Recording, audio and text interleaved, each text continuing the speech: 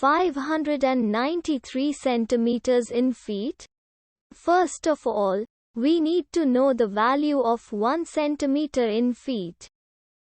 It's always 1 centimeter equals 0.03280839895 feet.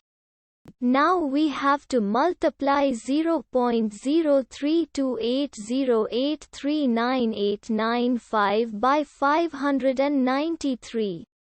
Therefore, 593 centimeters times 0.03280839895 feet equals 19.45538057735 feet.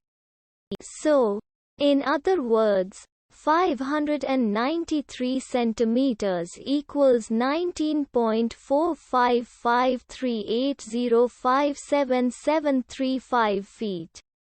We hope you have enjoyed this video. Please like and subscribe to our channel for more videos like this.